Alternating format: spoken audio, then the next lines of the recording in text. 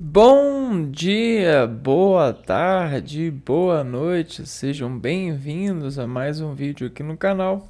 Eu me chamo Abner e no vídeo de hoje a gente vai consultar um pouco do processo de treinar a reflexão a partir dos dados históricos para poder entender melhor tudo aquilo que coloca em nossa educação, né? Em nossa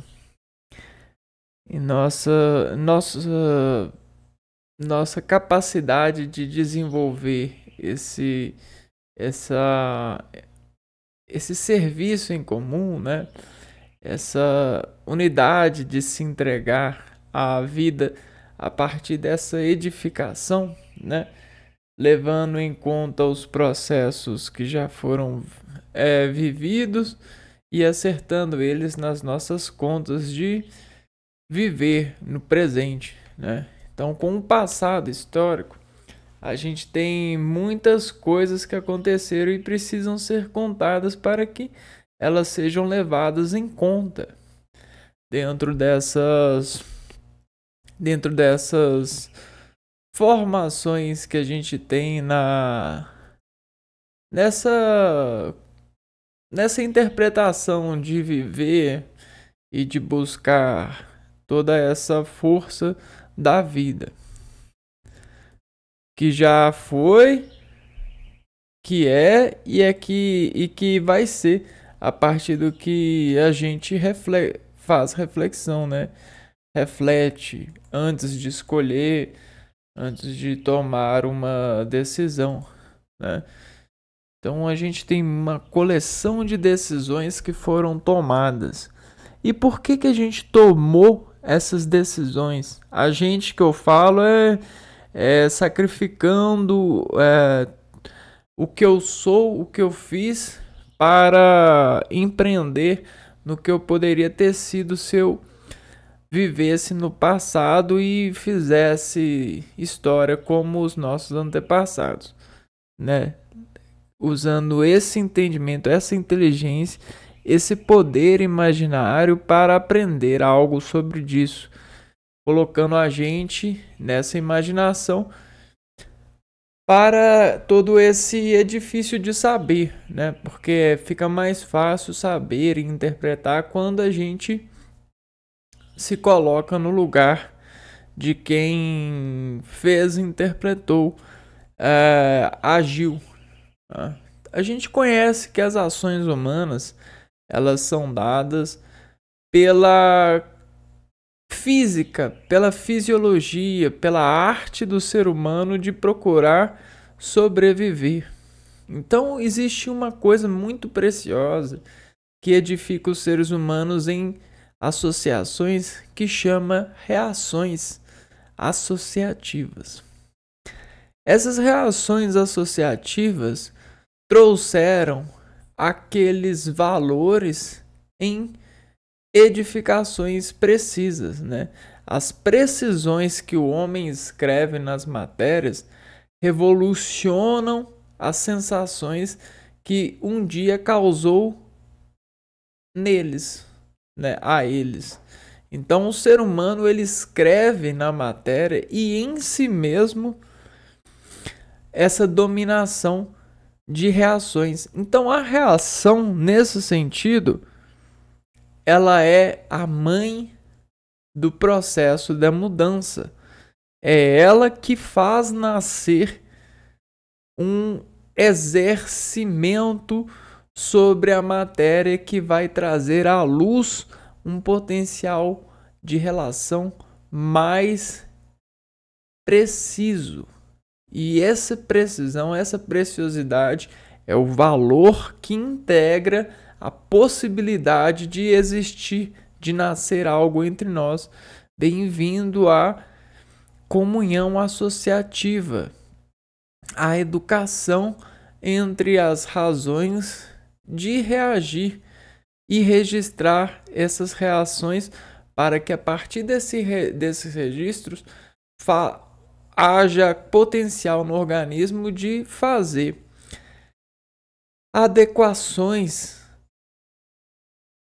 de reagentes, né? Reações orgânicas já adequadas, já potencializadas para instruções, para independência. Então existe uma frase muito bonita que é bem solada sobre promoção histórica lá na Revolução Francesa, que escreve-se assim para nós: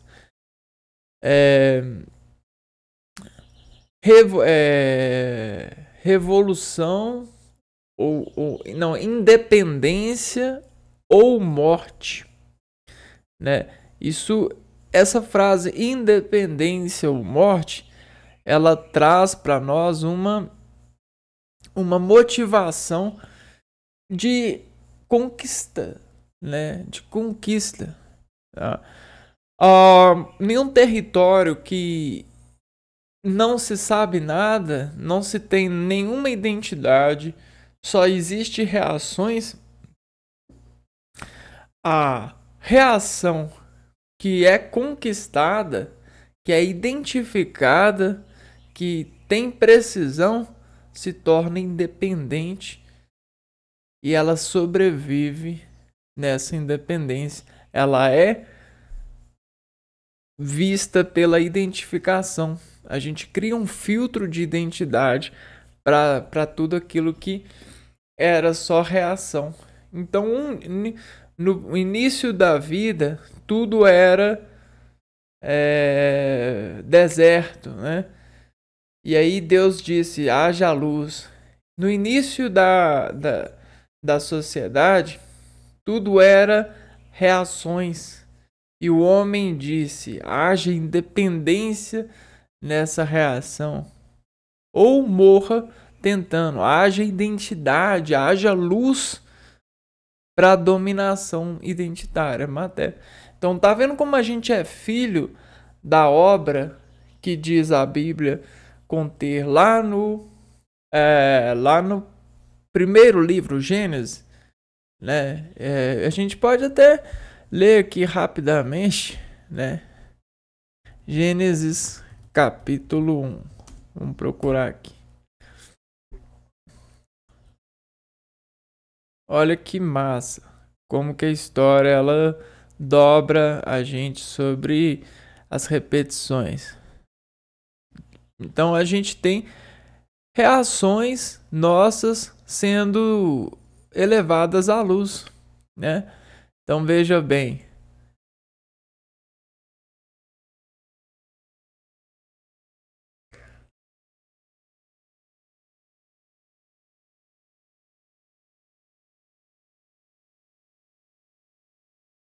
Então tá vendo? Olha que legal. No princípio criou Deus o céu e a terra. E a terra era sem forma, vazia. Então, é como se a gente trouxesse aqui, né? Só esse apontamento só tá bom, né? A gente não precisa navegar tanto assim, mais fundo. No princípio era Deus criou o céu e a terra era sem forma e vazia, sem forma e vazia. O ser humano nessa terra, ele só tinha reações, né? Então, todas as diferenciações que eram dadas a Deus ou ao Filho de Deus eram reações. Depois que essas reações começaram a ser calibradas, né? Começaram a ser elevadas à luz, né? E disse Deus, haja luz, e houve luz, e viu Deus que era boa a luz, e fez Deus separação entre a luz e as trevas. Então, trevas é como se fossem reações. E agora, eu já comporto a partir da reação, eu já consigo ver e drenar aquilo que eu vejo por demanda de materialização da luz no meu corpo, né? Existe uma uma ordem sagrada da luz que reflete aquilo que é treva. E aí a treva sai de mim, eu me atrevo porque eu não tenho da treva em mim, eu não tenho medo. A luz me cobre. E aí eu consigo até processar esses meus movimentos a partir desse tipo de luz. Esses processos são substantivos abstratos, são veiculadores, são injeções aromatizantes de valores que foram elevados a julgamentos como julgamentos no interior do nosso organismo pela adrenergia da luz, como conversões de amor, ódio, felicidade, tristeza, fome, prazer.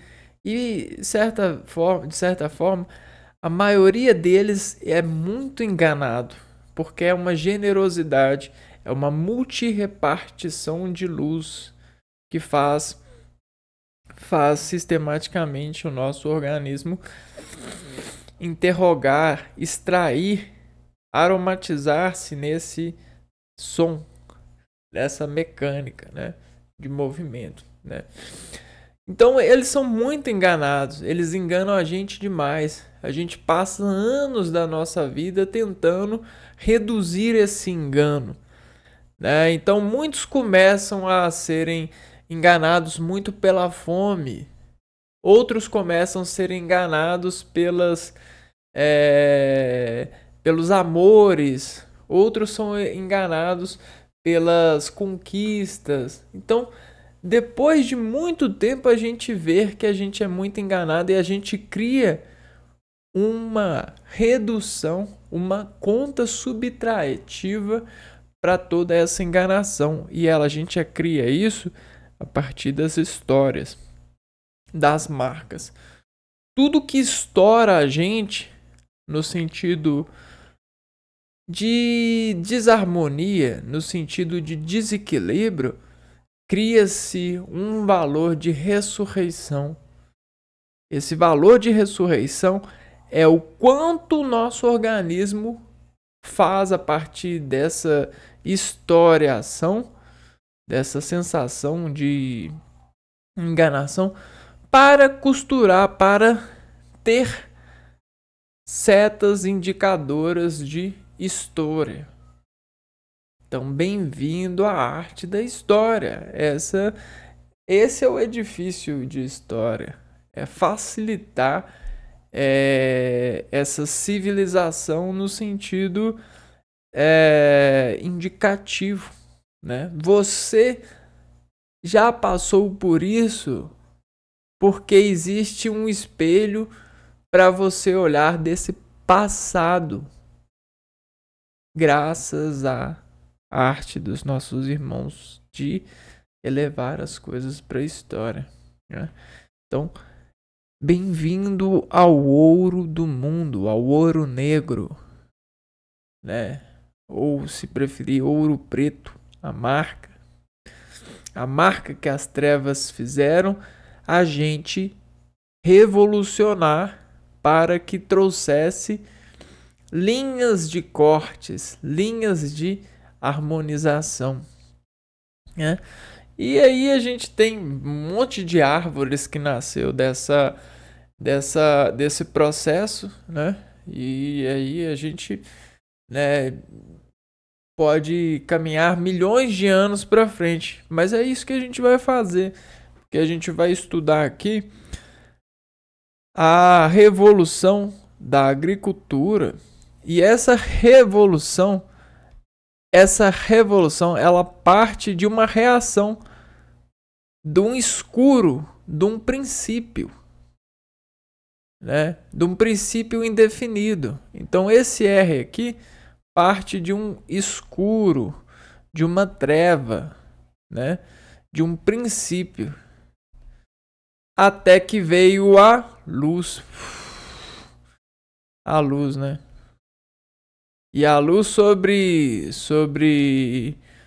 ela, né, trouxe aquilo que a gente chama de evolução. e também trouxe a crença na evolução. Uma dessas crenças é o sentido da alimentação, que a gente pode separar aqui, ó, como cultura, porque a alimentação é a coisa mais forte que movimenta o homem. Por quê? A luz ela não é mais forte, não. A luz é muito forte, só que o alimento é filhos da luz.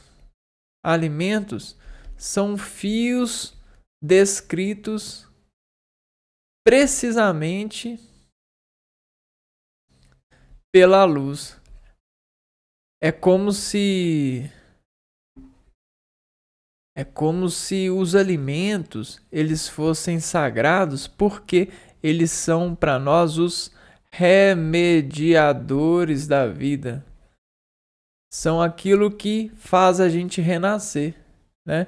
Então Deus disse: você vai viver eternamente se comer do pão e beber do cálice. Então, tá vendo aonde que tem o pão e o cálice? É na natureza aqui, ó. O pão e o cálice. O cálice é o suco, o sumo, e o pão é a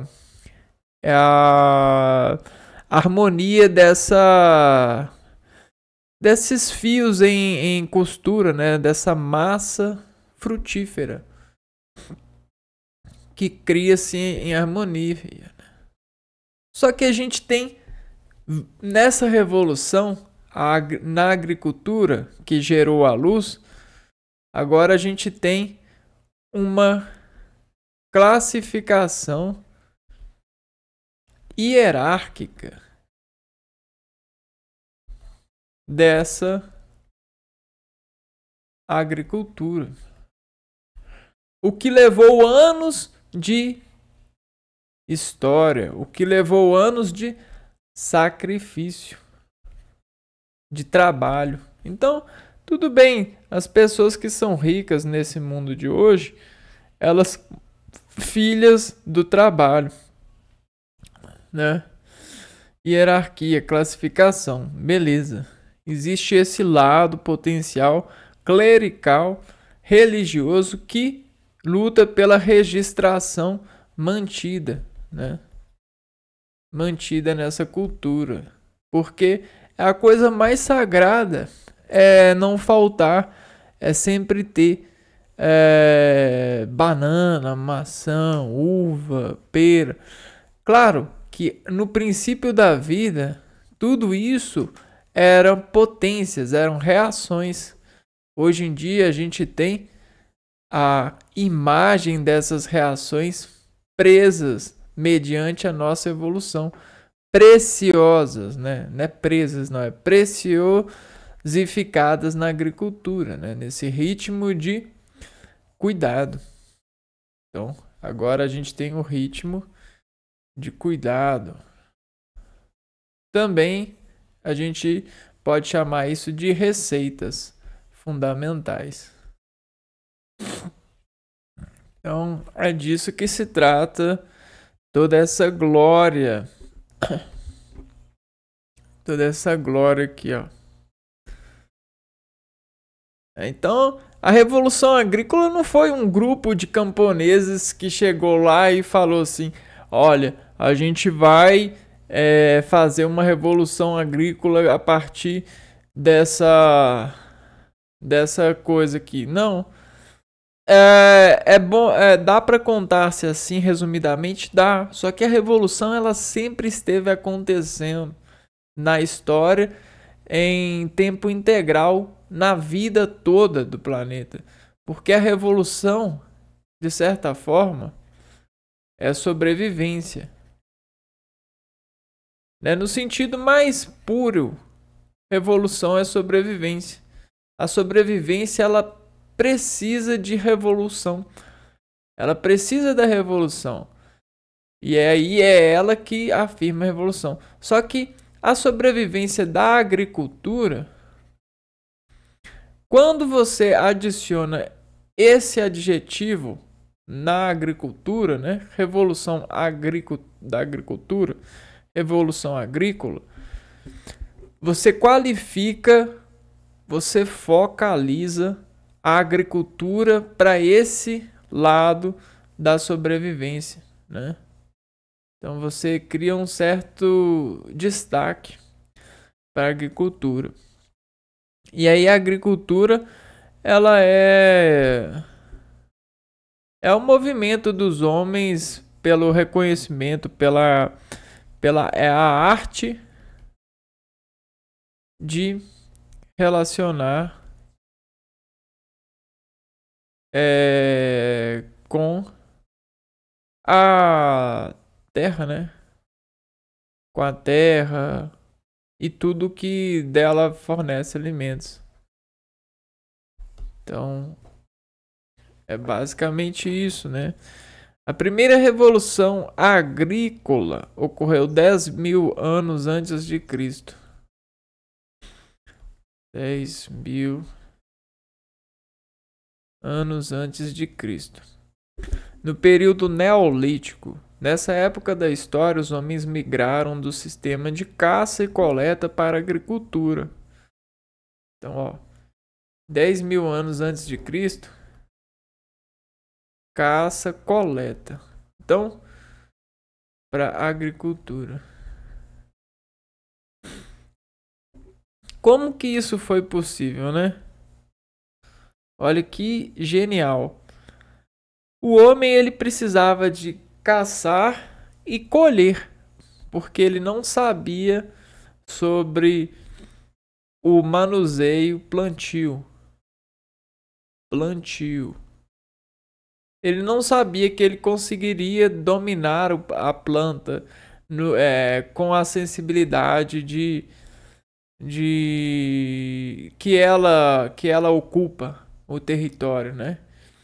Quando ele ousou a fazer isso lá em 10.000 anos antes de Cristo, ele começou a entender que ele conseguiria, a partir do manuseio dessas fontes plantias, ele conseguiria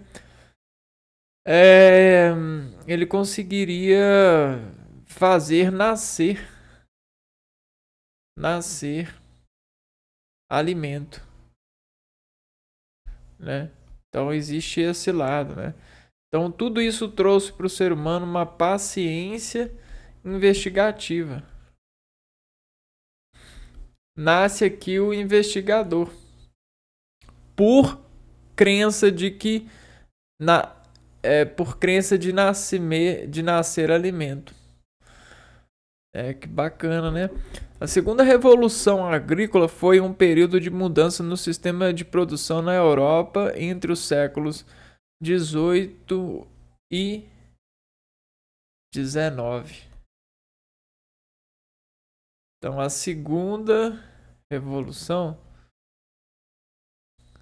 está entre o século 18 e 19.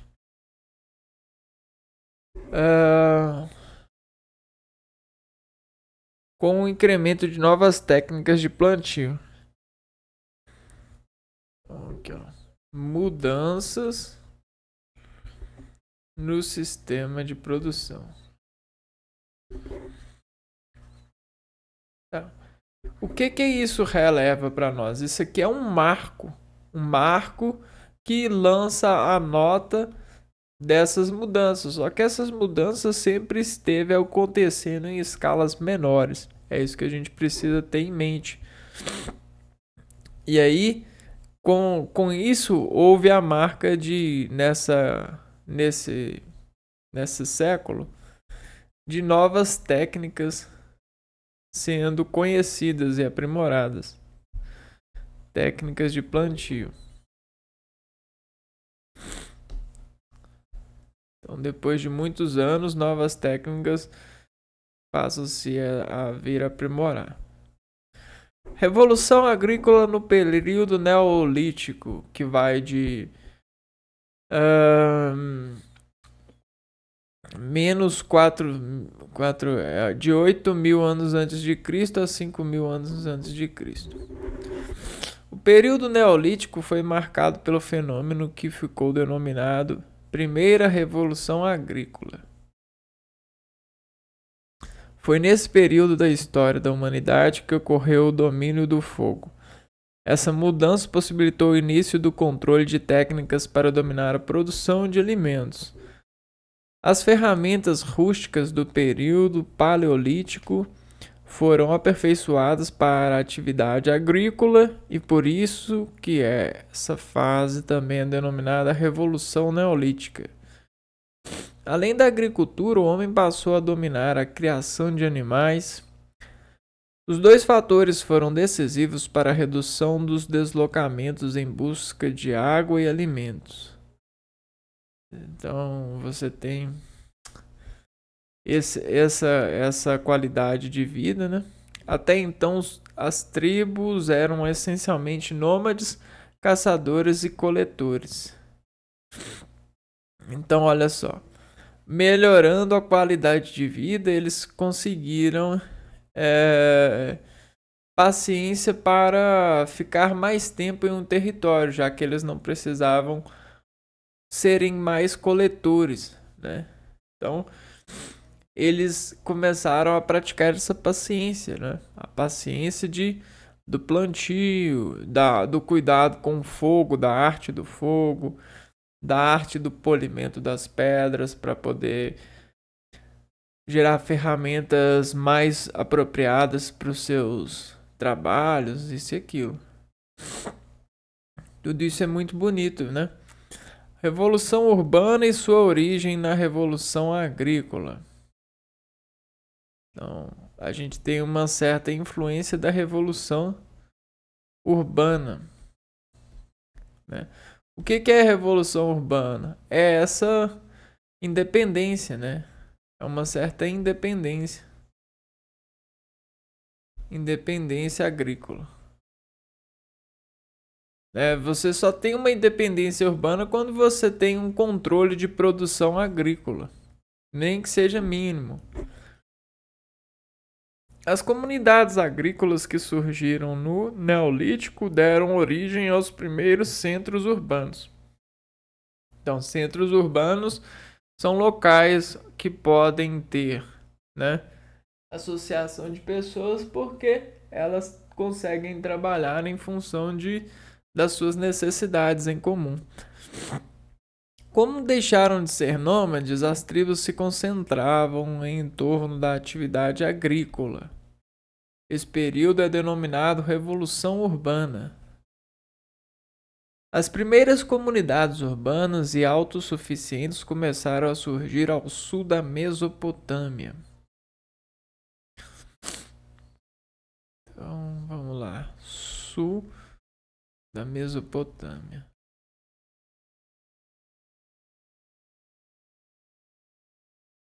Vamos ver aqui.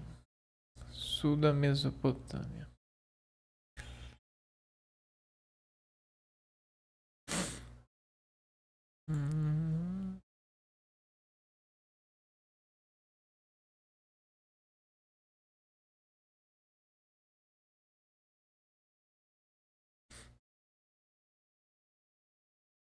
Hoje atual Iraque, né?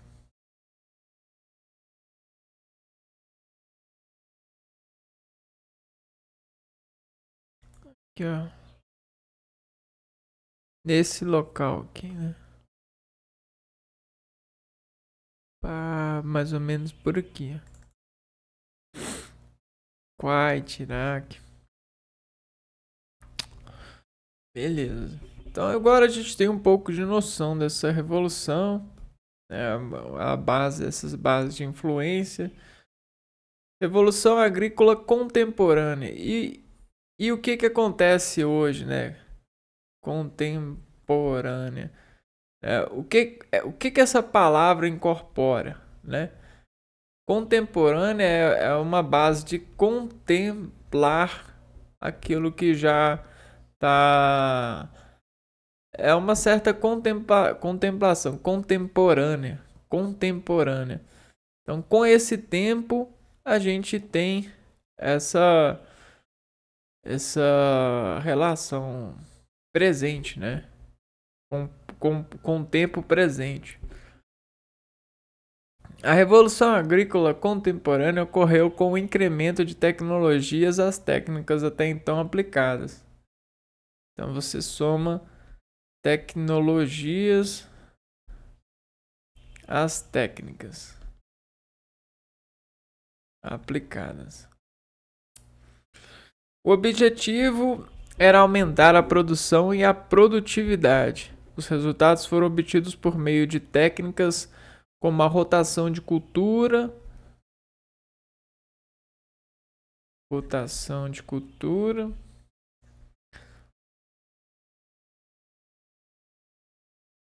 diversificação das sementes,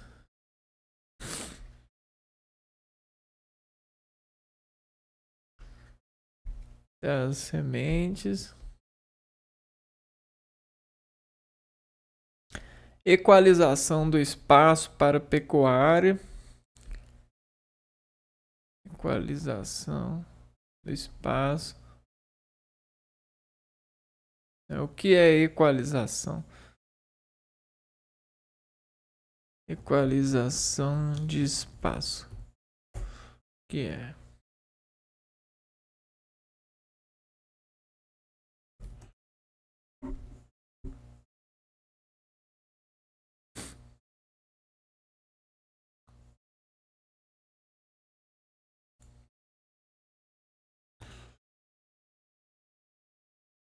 Equilibrar, igualar um sistema.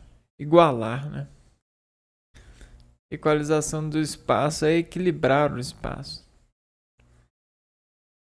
Equilibrar o espaço. Na Inglaterra foi aprovada a lei que permitiu a compra de campos públicos pela alta burguesia, conhecido como Lei dos Cercamentos. Porém, para que essas terras fossem compradas, era preciso desocupar as famílias que viviam ali ao longo das gerações. O ato forçava a migração dos pequenos agricultores para as cidades. Esses trabalhadores mais tarde seriam a mão de obra que iria abastecer as fábricas durante a Revolução Industrial. Então, a Lei dos Cercamentos.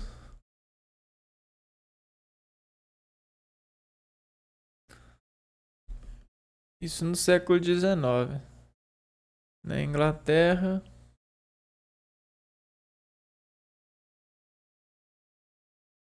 Desocupou pequenos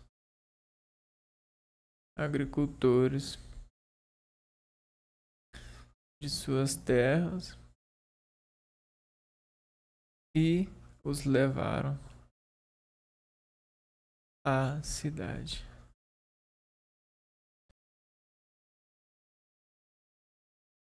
Os agricultores que são levados a esforços trabalhistas, mãos de obras insalubres no período que a gente chama de Revolução Industrial.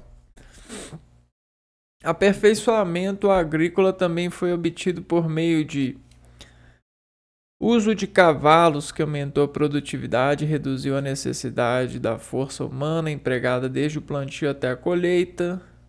Plantio em larga escala de novos produtos, entre eles batata e o milho. Então, aqui a gente tem, né, por exemplo, seleção, animais selecionados para ajudar no trabalho, alimentos, né, alimentos barra alimentos selecionados para plantio de larga escala. Alimentos para plantio de larga escala. Então tá vendo tudo isso aqui é seleção, né? Existe uma seleção aqui. É natural? De certa forma, um pouco, né? Um pouquinho só.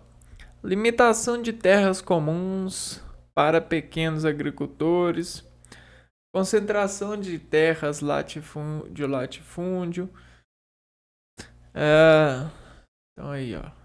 As terras começaram a ganhar valores de organização. Então, terras começam a ganhar valor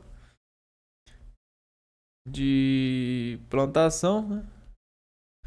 E passam a serem concentradas, passam a ser limitadas. Antes você poderia pegar a terra e morar lá caso você tivesse, né, formasse uma família ali e tal. Agora você pode ser mandado para fora para que o governo pegue a terra que você morava e venda para burgueses.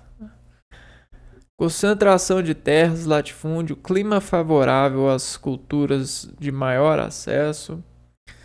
Então também existe esse entendimento de qual que é o melhor clima.